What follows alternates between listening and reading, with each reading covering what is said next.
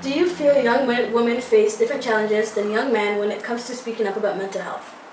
I honestly feel like as young women, we face struggles as in that we try and open up, but we have to keep quiet to be strong. And I feel like as black men, they feel the same way.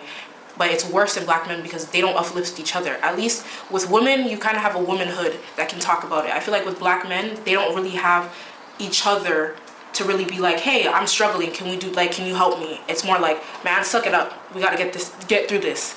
And they just kind of brush it off. So I feel like that's the difference between men and women, in a sense. What are some of the cultural or generational barriers you've seen that stop the youth from seeking help? Being South Sudanese myself, I've seen throughout the generations of my family that everybody is in survival mode. A lot of our parents come from war. A lot of our parents come from being refugees, leaving their places to seek asylum because they couldn't they're outrunning danger.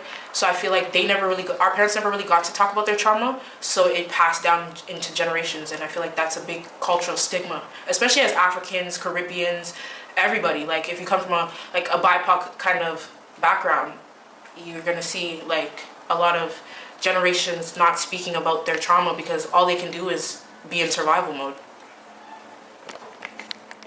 How do you think mental health is often misunderstood or stigmatized in the black community?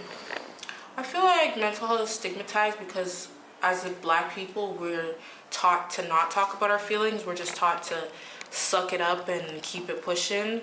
But I feel like we need to talk about these things, especially black men. Like the suicide rate is higher in men than it is in women. And not to say like one's bigger than the other, but like we need to come together as a whole and really talk about it because we're losing lives to mental health and it's serious.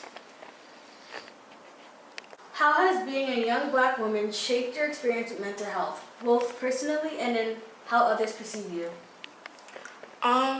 Being a black woman, I feel like the world looks at us to be just strong and not soft. I feel like my experiences, I've always had to be the strong friend instead of like the soft friend that has I have struggles too. You know, I always had to be somebody's home or be somebody's support system and never had my own support system. So I think that's one of the biggest challenges of being like a young black woman struggling with mental health is that everybody looks at you as comfort, but nobody has your comfort. For the people 416.